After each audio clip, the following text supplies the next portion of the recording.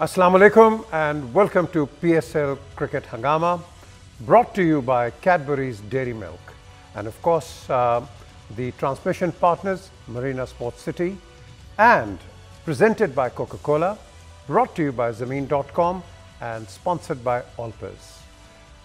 बार बार हम आपको बताते हैं कि जो है एस्टेट है, पहला पोर्टल रियल एस्टेट का ये ज़मीन.com ने बनाया 2006 में from a very humble beginnings and now it's one of the top portals in the country. आज का जो मैच है वो बड़ा ज़बरदस्त मैच है और वो है Islamabad United end of course Quetta Gladiators के साथ। इस पे बातचीत होगी। हमारे 3 एक्सपर्ट्स, 3 साबिक कप्तान पाकिस्तान के, इंतखाब आलम, सलीम मलिक एंड मिसबाह हक मौजूद हैं। हम आपकी कॉल्स भी लेंगे, आपसे बातचीत भी होगी। मिसबाह ने पहले कहा था कि कॉल्स ना लें, तो मैंने सवाल किया भाई क्यों? उन्होंने कहा जी कि मेरे कोई कमेंट्स जूते पे आ जाएंगे, तो मैंने कहा नहीं, हम बिल्कुल तकड़े हैं, वेट कर रहे हैं इसका। बट हैविंग सेड सो, आज ये कैसी टीम्स आती हैं, कौन है, कई लड़के वापस आ गए हैं। मैं आपके सामने कुछ नाम भी बता देता हूँ जो प्रॉबेबल्स हैं। Paul Stirling, Alex Hales, Rahmanullah Gurbaz, Shadab Khan, Faheem Ashraf, Azam Khan, Asif Ali, Mubasir Khan, Hasan Ali, Mohammad Wasim and Merchant de Lange. उसके बाद जो दूसरी टीम आती है वो भी बड़ी ज़बरदस्त है and that is Quetta Gladiators. Ahsan Ali, Will Smeed, Ben Duckett, Sarfaraz Ahmed जो कि कप्तान हैं, आशिर कुरैशी, इफ्तिखार अहमद एंड मोहम्मद नवाज़। फिर उनके साथ हैं James Faulkner, Sohail Tanvir, Naseem Shah and Mohammad Hasnain. इनका ट्रैक रिकॉर्ड बड़ा ज़बरदस्त है। ये मैच खेले हुए हैं आपस में काफ़ी एंड क्लोज इनकाउंटर्स इनके रहे हैं। टोटल मैचेस अगर आप इनके दोनों को देखें 13 मैचेस हैं और 13 मैचेस में कोयटा की विन्स हैं 7 एंड ऑफ कोर्स इस्लामाबाद की विन्स हैं 6। सो ये एक अनदर कॉन्टेस्ट। बाकी आपको अभी बताता हूँ कि कौन कौन से प्लेयर्स आगे, क्या ये ज्वाइन करेंगे, खेलेंगे या नहीं, तो उसके पर अब आप बताइए आज का मैच कैसे होगा। अभी तक तो जितने हमने मैचेस देखे हैं, दोनों टीमों की जो आज खेल रही हैं इनको भी हमने देखा, लेकिन आई पर्सनली फील के Multan Sultan they have as आज के मैच में है। इस्लामाबाद यूनाइटेड, सर यहाँ इस्लामाबाद यूनाइटेड, मुझे लगता है कि एज है इनका। आप ये कह रहे हैं सलीम? एज तो है, मगर उसकी रीज़न ये है ना कि आप इनकी टीम को अगर देखें कोयटा की, तो इन्होंने, मुझे नहीं समझ आ रही कि इन्होंने नूर अहमद जो कि बहुत सी लीग्स में खेलता है उसको ट्राई क्यों नहीं किया। हम बहुत देर से ये बातें कर रहे थे कि जब लेफ़्ट हैंड और राइट हैंड का कम्बिनेशन होता है तो लेफ़्ट लेग स्पिनर एक वाहद बॉलर होता है जो मतलब दोनों को बॉल कर सकता है। अब इनके पास या लेफ़्टी है नवाज़ या इफ्तिखार है, तो ये दोनों जो हैं, ये जब कम्बिनेशन होगा लेफ़्ट राइट का तो ये फंसेंगे कि अब राइट को करवाएं तो ऑफ स्पिनर फंसता है, लेफ़्टी हो तो फिर लेफ़्ट आर्म फंसता है। तो नूर के होते हुए ये आई डोंट नो कि वो इतना पूरी दुनिया की लीग्स खेल रहा है और बड़ी अच्छी चाइनामैन करता है, तो उससे अच्छी तो उनके पास चॉइस नहीं थी। और फिर शाहिद अफरीदी, अभी मिसबा बता रहे थे कि उसने ट्वीट किया, उसने प्रैक्टिस की है, मे भी शायद आ जाए। अगर शायद आता है तो फिर ग्लैडिएटर को मेरा ख्याल है बहुत बड़ा एडवांटेज होगा, क्योंकि शाहिद एक ऐसा बॉलर है जो 4 ओवरों में किसी भी टीम को मुसीबत डाल सकता है। क्योंकि बैटिंग में मैं शायद उसकी इतनी फॉर्म नहीं रहती वो, क्योंकि वो हिट कर मारता है, मगर बॉलिंग में उसका बहुत बड़ा एडवांटेज होता है किसी टीम के लिए भी वो खेले। तो यूनाइटेड का ये है कि उनका कम्बिनेशन बहुत अच्छा है, पिछले मैच में भी बहुत अच्छा खेले। बाकी कंप्लीट जो एनालिसिस होते हैं प्लेयर्स के, जो यंगस्टर्स हैं उनके बारे में मिसबा चूँकि साथ रहे हैं तो मिसबा बेहतर। जी मिसबा जी, मेरे ख्याल में थोड़ा सा कोयटा को लग रहा है, जो थोड़ी सी न्यूज़ आ रही है, हो सकता है जेम्स विंस भी खेलें और शायद अफरीदी खेलें, तो उससे उनकी ऑब्वियसली बैलेंस बेहतर होगा। James Vince top of the order बड़े ख़तरनाक प्लेयर हैं और वो मैचेस चेंज कर सकते हैं। जैसे मुल्तान से उन्होंने, उनकी परफॉर्मेंसेस बड़ी ज़बरदस्त थी। और शायद अफरीदी, एवरीबडी नोज़, वो एक कमी थी स्पिनर की बीच में, जो मिडल ऑफ द ओवर्स आके विकटें लेने वाला बॉलर और प्रेशर डालने वाला, अगर वो खेलते हैं तो ऑब्वियसली टीम बेहतर होती है। दोनों टीमों में जो एक वीक लिंक इस टाइम पे नज़र आ रहा है वो उनका इमर्जिंग प्लेयर है। दोनों टीमों वो खेल भी रहे हैं और उनको बॉलिंग भी नहीं मिल रही है, उनको बैटिंग भी नहीं मिल रही। वहाँ अशर कुरैशी हैं, वो उनको भी नहीं यूटिलाइज़ करते।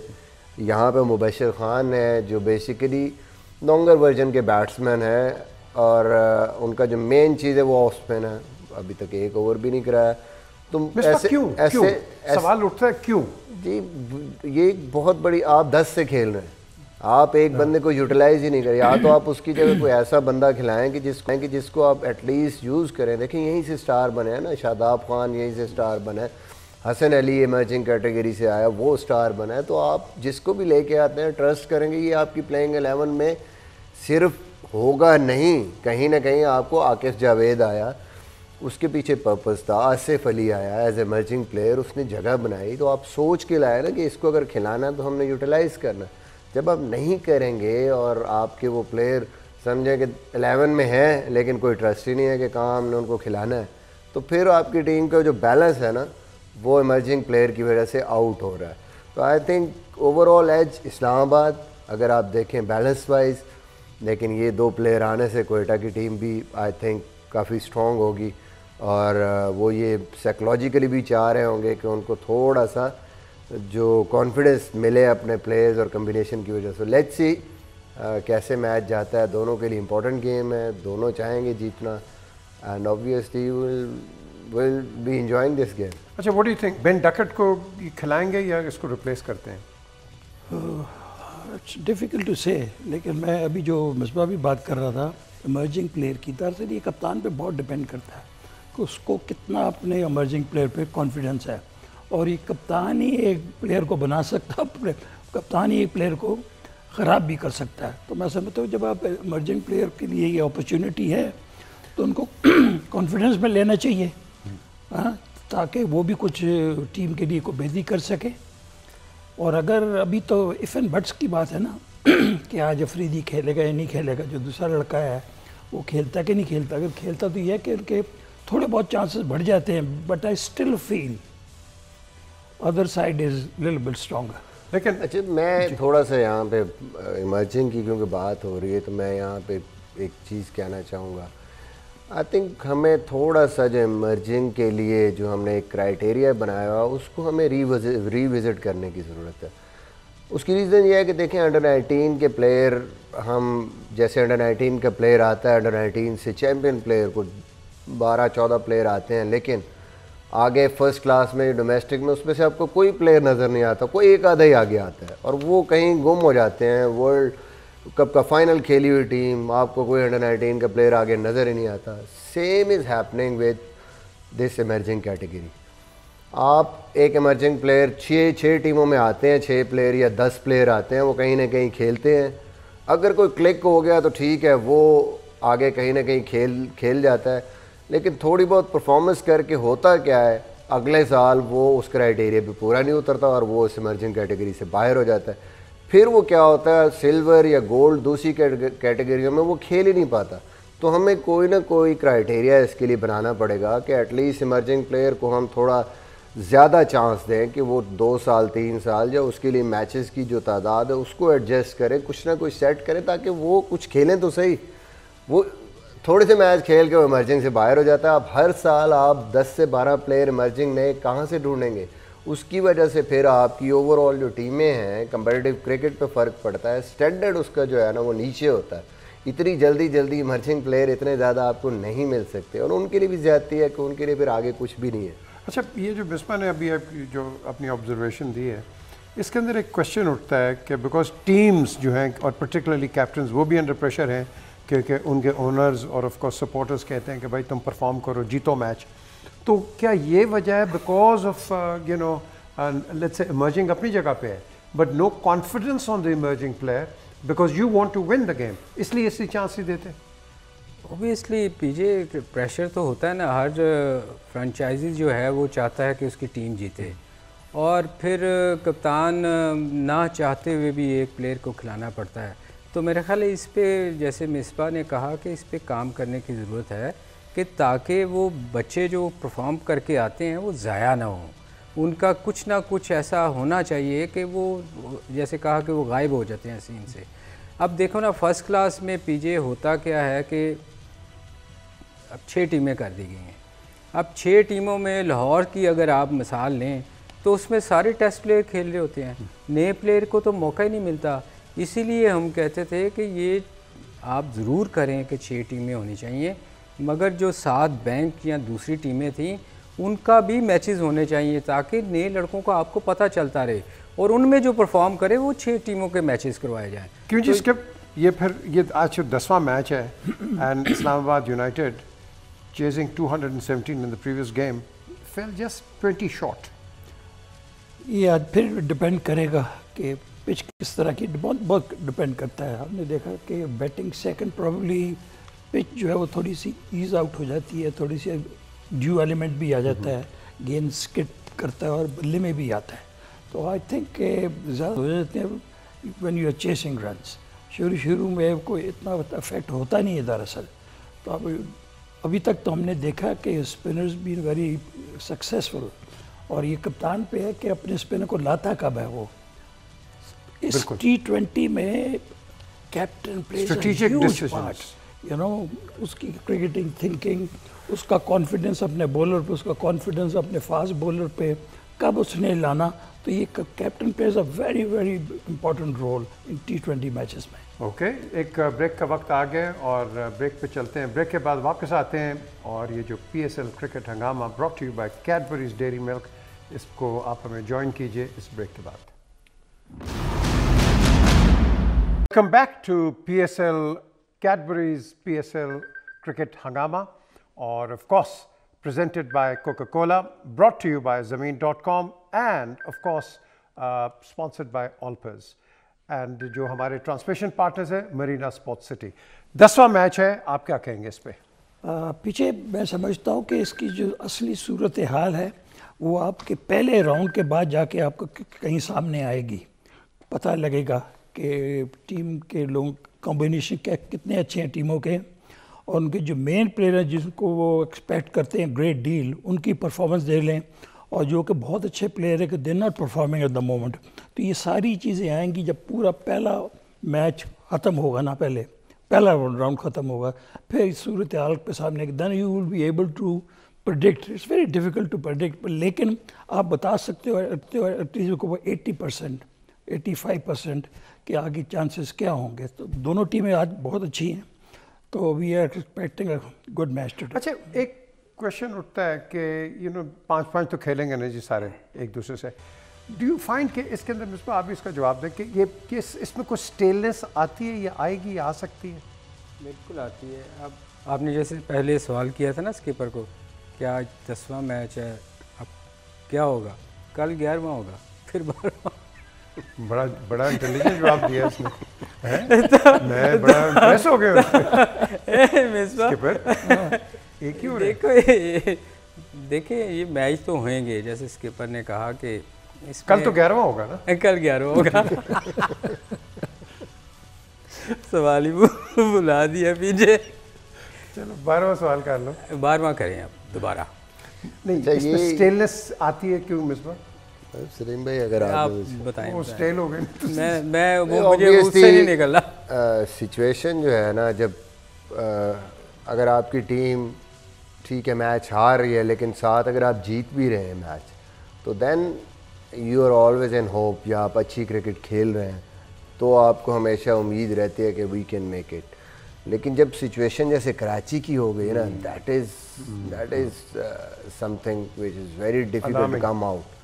वो जो सिचुएशन है कि आपको लग रहा है कोई आपको पॉजिटिव नज़र नहीं आ रहा है, आप स्ट्रगल कर रहे हैं, बैटिंग में भी स्ट्रगल कर रहे हैं, बॉलिंग में भी स्ट्रगल कर रहे हैं, और कहीं से भी आपको कोई चीज़ ऐसी नज़र नहीं आ रही, फिर एक जो है सिचुएशन टीम के लिए डिफ़िकल्ट होती है। आई थिंक इस टाइम पे मुल्तान सुल्तान ऑलमोस्ट आपको लग रहा है कि वो थ्रू कर जाएंगे। एक टीम है जो लग बिल्कुल। Lahore Qalandars the way they are playing, उनकी चीज़ें काफ़ी हद तक ठीक लग रही हैं। फिर अगर आप इस टाइम पे इस्लामाबाद को देखें, उनकी काफ़ी चीज़ें उनको दे विल बी हैप्पी। अगर वो मैच हारे भी हैं तो अभी तक वो उनको कोई ऐसी चीज़ नहीं है, कम्बिनेशन ठीक है।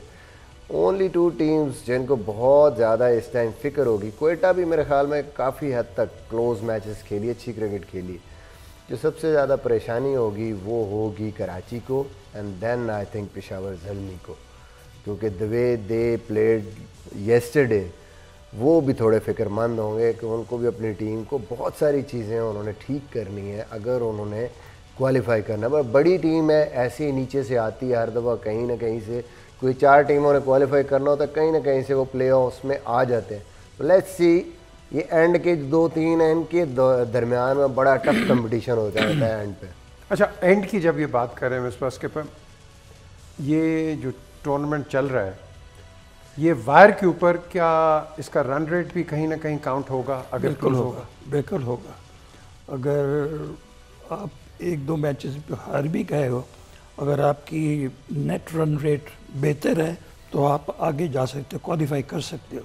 अब जिस तरह बात हो रही कि तीनों मैच हारा कराची किंग, तीनों मैच हारे हैं, अब इस प्रेकेरियस सिचुएशन से आपने निकलना किस तरह से? You have to show lot of character, you know, commitment आपको दिखानी पड़ेगी, आपको टोटली फोकस करना पड़ेगा। जब तक ये चीज़ें नहीं करेंगे आप ऊपर नहीं आ सकते। और ये डिपेंड करता है आपके लीडर पे, आपका कप्तान कितना वाइब्रेंट है, कितना उसमें कॉन्फिडेंस है, कितना बबली है। तो ये जब चीज़ें इस पर बाबर पर डिपेंड करता है कि वो इस सिचुएशन से अपने खिलाड़ियों कैसे लेके ऊपर निकलता है। लेकिन बबली के साथ बंटी भी तो चाहिए ना जी। मेन चीज़ तो ये है कि अगर वो मुझे जो बॉडी लैंग्वेज नज़र नहीं आ रही ना, वो मुझे वो एजेंसी नज़र नहीं आ रही है, वो कमिटमेंट मुझे नज़र नहीं आ रही। कमिटमेंट के अलावा बल्कि आप इसका तीनों इसका जवाब दें। For example Karachi Kings, I think जो पब्लिसिटी कराची किंग्स को मिलती है it is unprecedented in compare to the rest of the 5 teams. तो यू थिंक ये जो एक आपका एक मीडिया प्रेशर और आपका एक हाइप बन जाता है, ये कोई रोल प्ले करता है? नहीं, देखें, हर फ्रेंचाइजी ने अपना टीम को तो दिखाना है कि हमारी टीम बेहतर है, और फिर एक्स्ट्राऑर्डिनरी तो नहीं दिखाना। वो तो हर कोई करता है। लाहौर कलंदर ने देखें पिछले कई सालों से अच्छा नहीं, और वो बिल्कुल, यू नो, अब आपकी एक्सपेक्टेशन बहुत बढ़ जाती है।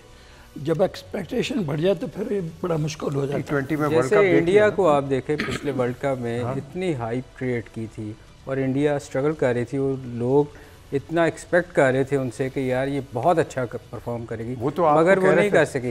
इसमें इनको कह रहे थे, अब जो हमारी इंडिया से ट्रांसमिशन हुई, अच्छा आप हार गए मैच, तो आप बताएं कि आप किस तरह खेलेंगे, क्या करेंगे? हाँ, वो स्टार्ट में ही कह रहे थे कि आप तो हारे हैं, अगले टूर्नामेंट की बात करें, मतलब वो इतनी कॉन्फिडेंस थे। मगर इसमें देखें, कप्तानों की बात हो रही है, इसमें सिवाय हमारा जो रिजवान है उसके अलावा किसी की भी कप्तानी आप देखें कोई इतनी एक्स्ट्रा ऑर्डिनरी नहीं है। सब कुछ यंग हैं। बाबर को भी ले लें अगर, तो बाबर की भी कप्तानी में आपको कोई वो एक्स्ट्रा ऑर्डिनरी कोई चीज़ नज़र नहीं आई। देखिए, अच्छा कैप्टन वही होता है जो मुश्किल टाइम पे, जो हम कल भी कह रहे थे कि वो अपनी टीम को लेके निकले, और स्पेशली आप पाकिस्तान के कप्तान हो।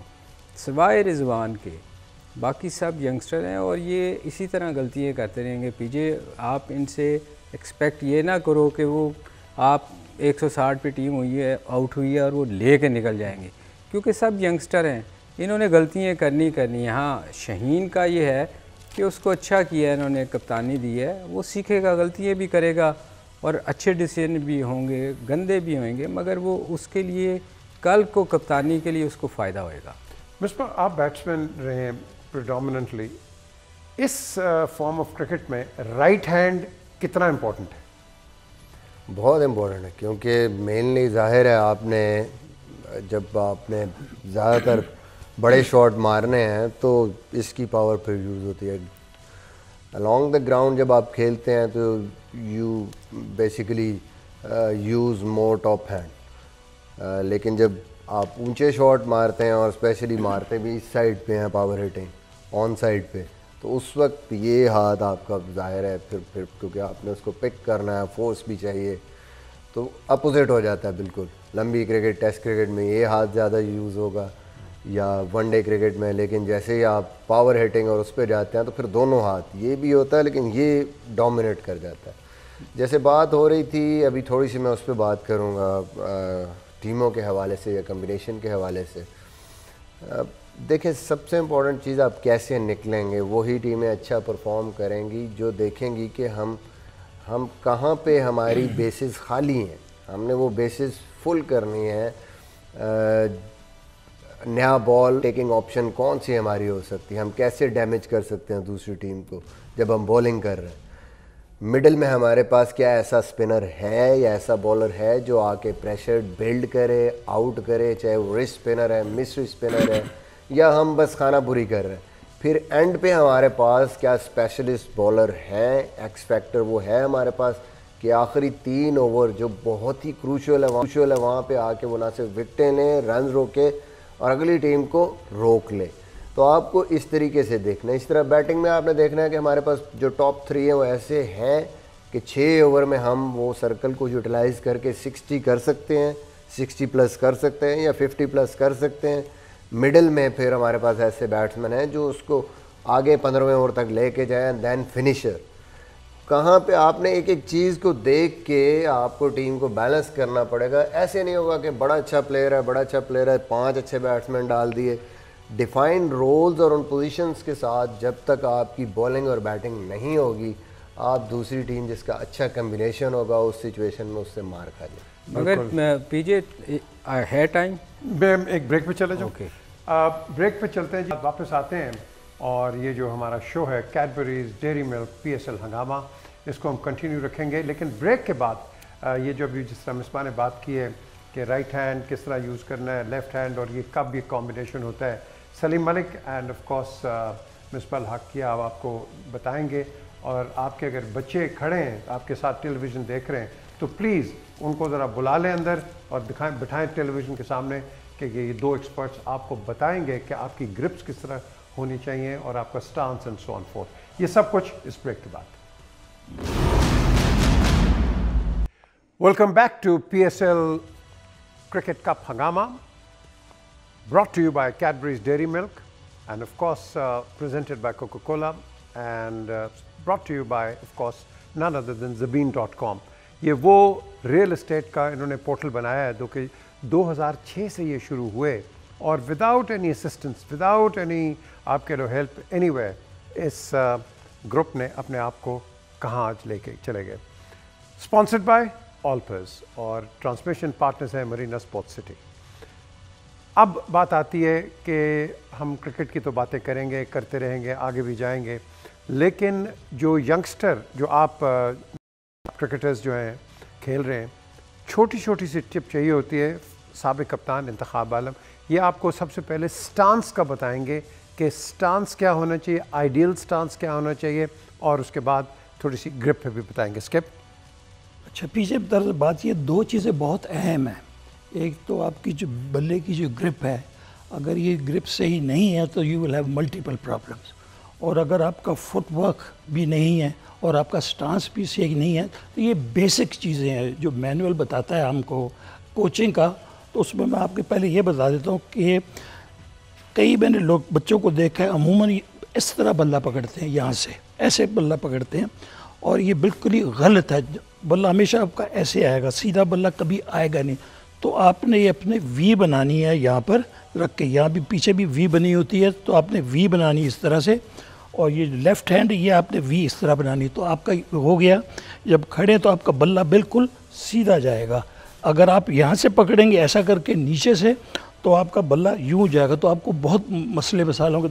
इसलिए देखा होगा कि बहुत कम लोग हैं जो कि ऑफ साइड बहुत अच्छा खेलते हैं, एक्स्ट्रा कवर पे खेल जाते हैं या मिड ऑफ पे खेलते हैं या कट मार लेते हैं। तो ये हमेशा याद रखिएगा।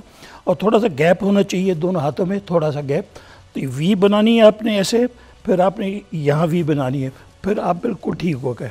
और जो स्टांस है आपका, ये मैनुअल हमें ये बताता है कि आपके जो 2 शोल्डर्स हैं, आपके पाँव भी उतने ही खुले होने चाहिए जितने आपके 2 शोल्डर्स हैं।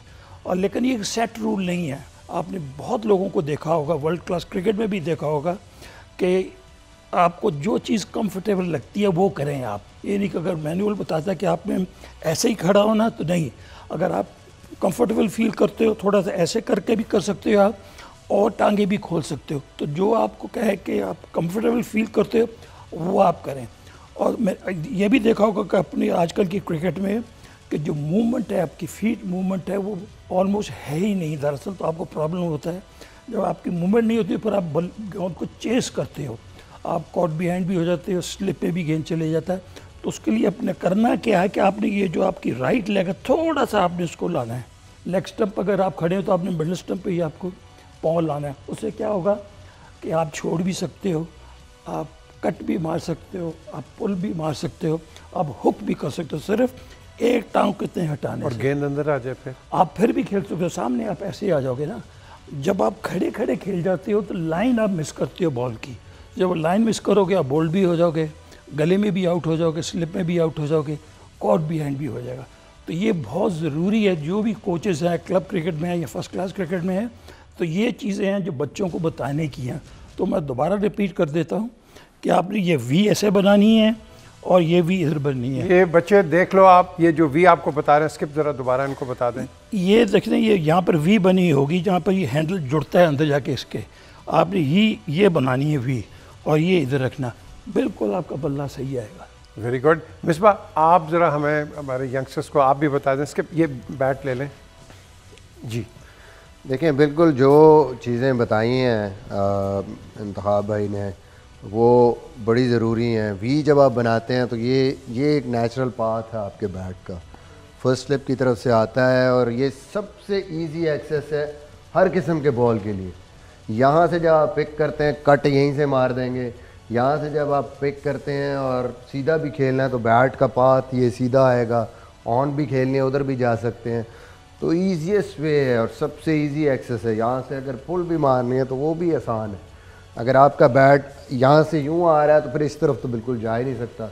और दूसरी चीज़ जो इम्पॉर्टेंट है कि आपका बैलेंस, जब तक आपके फीट अपनी बॉडी के शोल्डर्स के हिसाब से नहीं होंगे तो पावर नहीं मिलेगी आपको, बैलेंस नहीं होंगे, कम होंगे तो अब पावर नहीं आ रही आपकी। आप खड़े हैं लेकिन जब भी आप ज़ोर लगाएंगे तो आपका बैलेंस आउट हो जाएगा। अगर ज़्यादा खुला हुआ है तो स्टक हो जाएंगे, आपके फीट आगे पीछे मूव नहीं करेंगे according to the length of the delivery. कहीं पे भी इधर बॉल है तो आप फर्दर मूव करना मुश्किल हो जाएगा, पीछे जाना मुश्किल हो जाएगा। तो ऐसी जगह पे आपने रहना है, मूव क्या रेडी पोजीशन में, इतने फासला हो कि आपके लिए अगर आगे गेंद है तो आगे आप वेट ट्रांसफ़र कर सके, अगर पीछे है तो दोनों टांगों में वेट बराबर है, पीछे इसको मूव कर सके। तो ये इसका फ़ायदा है अच्छे बैलेंस का और अच्छी रेडी पोजीशन का। ऑब्वियसली आजकल की जो क्रिकेट मॉडर्न हो रही है, नॉर्मली आप जब 4 डे क्रिकेट खेलते हैं तो मकसद क्या होता है, नोइंग योर ऑफ स्टम्प, जो इन्होंने बात की है कि आप चाहे लेग स्टम्प पे खड़े हैं, हल्का सा शफल करके ये टो ऑलमोस्ट आपको गाइड करता है, ऑफ स्टम्प पे आता है। और आजकल तो विलियमसन को देख लें, बाबर को देख लें, मोस्टली ये पैर इधर होता है, स्टम्प्स कवर होती हैं, ऑलरेडी उनको पता होता है कि आई लाइन के सामने ये ऑफ स्टम्प है हमारी, ये टांग थोड़ी सी इधर होती है, जो बॉल अंदर है उसको वो यहाँ खेलते हैं, जो हल्का सा बाहर है ड्राइव मारने वाला है तो मारेंगे, नहीं तो छोड़ देंगे। तो ऑलरेडी उनको अपनी ऑफ स्टम्प का पता होता है, स्टम्प्स को कवर। अगर नीचे खड़े होंगे तो देन एक तो आपको लेंथ को कवर करना है, दूसरा लाइन को कवर करने के लिए आप थोड़ा सा क्रॉस जाएंगे तो आपका कंट्रोल कम हो सकता है, बॉल अंदर आ गया तो प्रॉब्लम हो सकती है। अच्छा, आपका लेफ्ट शोल्डर कहाँ पॉइंट करना चाहिए? नॉर्मली जब आप खड़े होते हैं तो बेसिकली जो आपका ये नाक है या हेड है, जो आजकल मॉडर्न क्रिकेट में, that should be facing towards the bowler. Head is the heaviest part of your body. अगर बॉलर यहाँ से आ रहा है और मेरा नाक इधर पॉइंट कर रहा है और मैं यहाँ से यूँ देख रहा हूँ, जिसको आप कहते हैं 2 आई स्टांस। बेसिकली 2 आई तभी होगा जब नाक बॉलर की तरफ, लेफ्ट हैंडर है तो यहाँ होगा। अब बेसिकली आपका दोनों शोल्डर्स के बीच में हेड जितनी देर रहेगा बैलेंस अच्छा रहेगा। जैसे ही ये इस शोल्डर से बाहर निकलेगा आप इधर को जा ही नहीं सकते, आप बॉल जिधर मर्जी हो आप इधर फॉल करेंगे, अंदर आता हुआ बॉल आपको प्रॉब्लम होगी। और एक और चीज़, ये जो पॉपिंग क्रीज है, इसमें इसको आप कैसे इसको डायसेक्ट करेंगे, या अंदर खड़े होंगे या बाहर? That's up to you. अगर तो आप चाहते हैं कि मीडियम पेसर है, स्विंग ज़्यादा हो रहा है और मैंने कोशिश करनी है कि वो जिस जगह से आके बॉल मूव कर रहा है उसको मैंने पकड़ने की कोशिश करनी है फुलर लेंथ पे, तो यू यूज़ योर क्रीज उससे थोड़ा एक कदम बाहर हो जाता है ताकि हल्की सी आप फॉरवर्ड मूवमेंट करके उस जगह पे पहुंच जाएं जहां से बॉल स्विंग होना शुरू हो रहा है और उसको कट डाउन कर लें। अगर आप पेसी बॉलर है थोड़ा सा, तो आप कोशिश करते हैं कि थोड़ा अंदर रहें ताकि आपको ज़्यादा टाइम मिले उसको रिएक्ट करने के लिए। नॉर्मली आजकल पावर हिटिंग के लिए क्या होता है, बॉलर अगर यॉर्कर्स कर रहा है, आप यहाँ खड़े होते हैं और फिर आप क्या करते हैं, मूवमेंट, अब उसने टो का निशाना लिया है बॉलर ने, तो आप क्या करते हैं, आप डीप जाते हैं। अब वो जो यॉर्कर होता है उसको आप कहीं ना कहीं फुलर लेंथ बना लेते हैं। अच्छा, और यहाँ इधर मुझे यॉर्कर पड़ गया क्योंकि वो कह रहे हैं कि प्रोग्राम का वक्त ख़त्म हो रहा है। End of course Salim Malik, आप नाइट वॉचमैन फिर रह गए। मैं 12 मैन था, 100 टेस्ट मैच मैं खेला हूँ। बिल्कुल, ये 100 टेस्ट मैच खेलें, ये आपको बताएंगे आखिरी सेगमेंट में जो हम रात को आएंगे आपके सामने। उस वक्त ये भी अपनी टिप्स देंगे कि इन्होंने 100 टेस्ट मैच कैसे। So until 11 o'clock, look after yourself. खुदा हाफिज़।